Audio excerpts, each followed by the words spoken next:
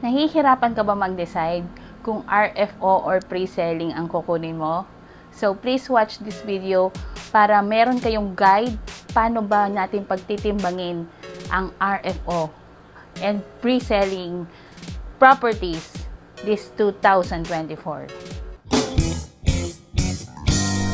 Ang RFO and pre-selling, it applies to all kinds of properties, whether it is condominiums, house and lot, and land.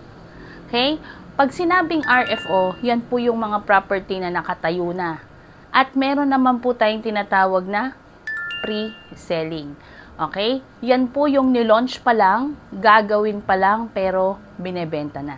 Alam nyo na yung RFO and pre-selling. Pero we need to dig in para mas malaman po natin kung tama ba yung desisyon na gagawin natin. Are you ready financially? Do you rent now or meron kang sariling lupa or sariling bahay na tinitiran? Yan po yung mga factors na pwede nating i-consider before we buy a property here in the Philippines. Okay, so gumawa po ako ng mga listahan in my own opinion based sa aking experience since 2014. So, it's been 8 years now that I am in the real estate industry, going to 9 years na, because this video applies now, December 2023 hanggang December 2024. So, since 2014, I sell pre-selling and ready for occupancy condominiums and house and lot. And I divided it into 4 factors kung ano dapat ang iniisip nyo as a buyer na pag-iisipan nyo na factors para mas maganda ang desisyon nyo. Okay? So, dinivide ko po ito into 4. Number 1, necessity. Ikaw ba ngayon ay nagre-rent? Or ikaw ay nakabili na? Are you willing to buy na matagal ka nang nagre-renta? Or are you willing to buy a pre-selling condo kasi pagod ka na mag-renta? Okay? Or are you willing to buy an RFO condo or house and lot kasi pagod ka nang mag-bayad ng rent? Kasi pag binigay mo yung pera mo sa rent, wala na, tapos na. Okay? So, number 2, time frame. Okay?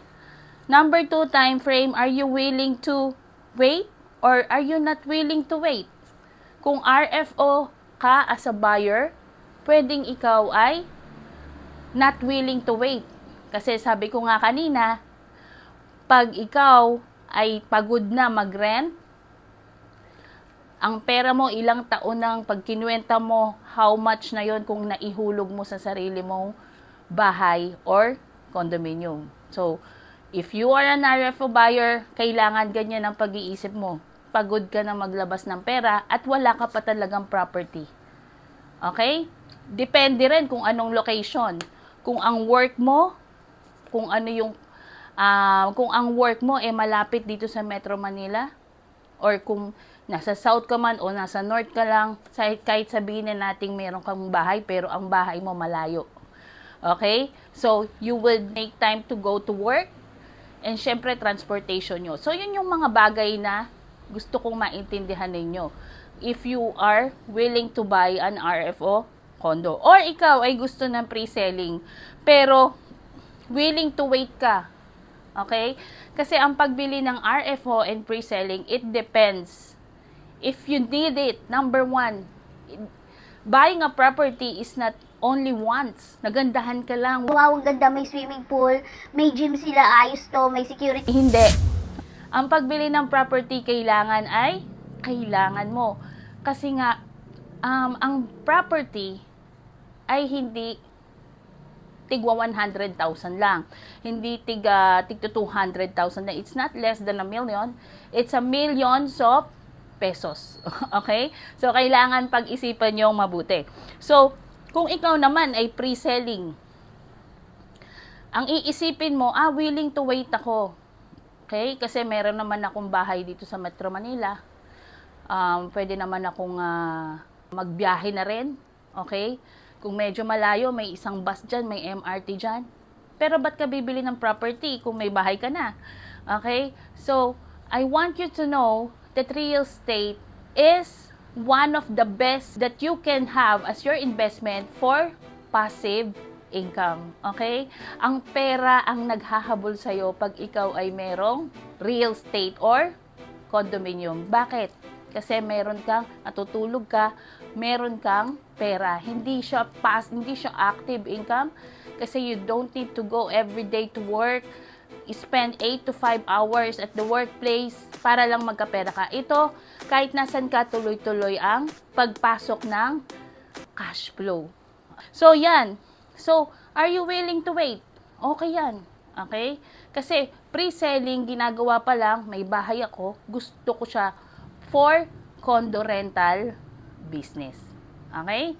So, medyo mahaba-haba pa tong ating gagawing discussion dito sa RFO versus pre-selling. You can comment down below kung meron pa kayong mga idea. But this idea is based on my 8 years of real estate career na medyo matagal na rin po.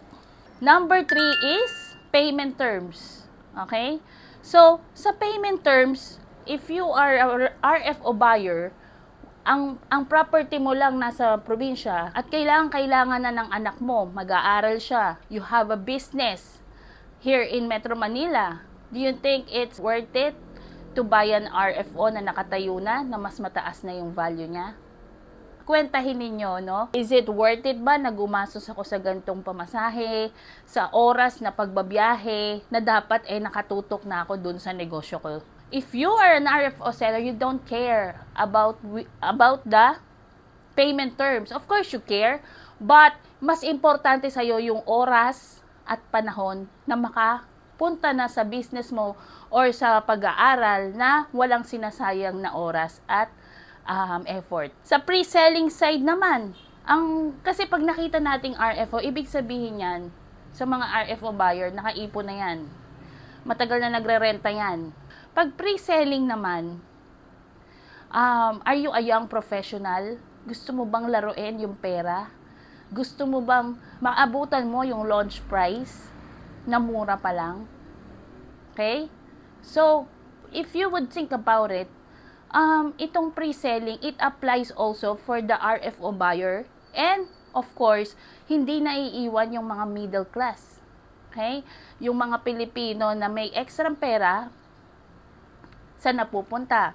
Napupunta sa gimmick, napupunta sa travel, napupunta sa mga luxury, na wala namang appreciation of value sa mga susunod na taon. So, this one, for example, 2014, may binebenta pa akong 1.7 million, 1.5 million na na condo. So, ngayon, may mga kumuha noong 2014. Okay? Pinreselling nila na turnover ng 2018. Ang monthly lang nila noon, 7,000. And remaining balance na lang nila nasa 1 million or 900,000. So, now is 2023. December na going 2024. Do you think mabigat pa rin? Nung 2014, ang bigat tignan eh. Okay? 2 million na 2.5, 2M. Tapos yung remaining balance sila, 900,000 na lang. Pagdating ng 2023, baka nga bayad na sila eh. Baka nga na full cash na nila yan eh. Okay? Kahit nilagay pa nila sa bangko. Kung ano man ang interest niyan, sa tingin nyo, malaking-malaki pa yon sa ngayon. Ang remaining balance mo, 900,000, dagdagan mo ng interest, magiging 1.2. Okay? Nagbabayad ka na 2018 na turnover. Okay? Sa tingin nyo, mabigat pa yon. Ayan. So, alam ko, nagigets nyo yung ibig ko sabihin. So, let's move on sa last nating factors to consider if you are a buyer ng RFO or pre-selling. So, isa-summarize ko muna. Number 1, it's necessity. Number 2 is time frame. Number 3 is payment terms or price. At ito pong last natin is the VAT threshold. Before, wala pa pong VAT threshold. Okay? Siyempre, yan po ay 12.5% ng price ng property na bibili nyo. Nung panahon na yon, wala pang VAT. Okay? Pero ngayon, pag ang property nyo ay umabot na ng 3,199,000, cover na kayo ng VAT. Okay? So, iisipin mo rin yan. So, for ready for occupancy, of course, pasok na sila sa VAT. Okay? Kasi kailangan nila, ayaw na nilang mag-effort na maghintay pa kasi they are financially ready na dahil tingin nila mas worth it ang oras at effort na bibili nila for RFO condo. So, paano naman yung mga pre-selling? Okay? So, the good thing about the pre-selling condominium, kung kayo, or house and lot, lahat naman yan, it applies. Ang maganda doon, may mga property pa na wala pang VAT threshold. Okay? Ngayong 2023, meron pang mga property na nag-start ng 2.5 million hanggang 3.1 million. Okay? So, kung ikaw ay pre-selling buyer, the pro is you can avoid the VAT. Okay?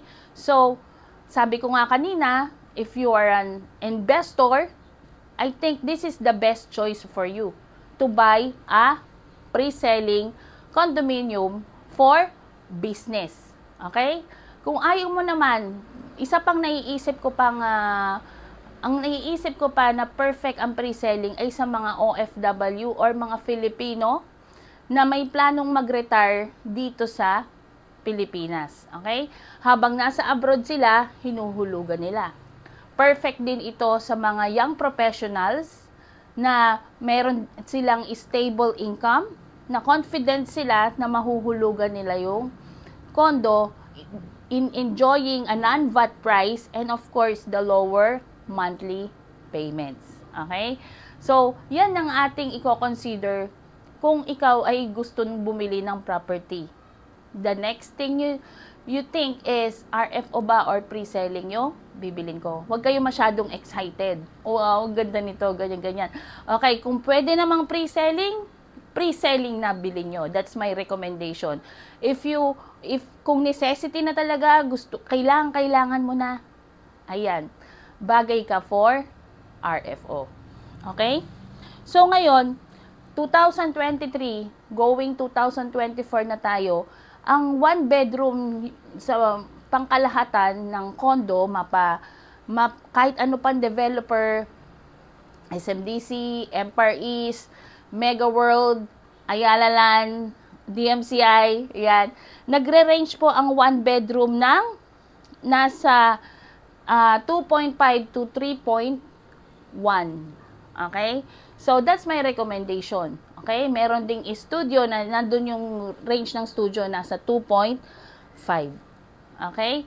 So, ngayong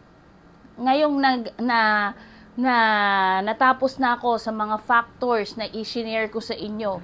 Ngayon ba, masasabi nyo bang I am an RFO buyer? Or am I a pre-selling buyer? Pwede rin naman mag-shift na kayo ay pre-selling buyer, tapos magta-transition kayo na maging RFO buyer na ng property. I hope nakatulong itong video na ito. Kung may comment po kayo at meron din kayong idea about RFO, if you're an investor na nakikinig ngayon, if you're an OFW or any class dito sa Pilipinas, ay mag-comment po kayo kung anong sa tingin nyo or nakatulong ba itong video na ito para to help you decide what should be my first investment, RFO versus pre-selling. So, my name is Grace De Los Santos and I am Grace the Realtor. Of course, kailangan nating maging masaya. Okay? Ito lang naman yun nga yung ibig sabihin natin sa channel na ito. Kailangan nating hanapin kung saan tayo sasaya. Let's find your happy place. Bye! Good luck po!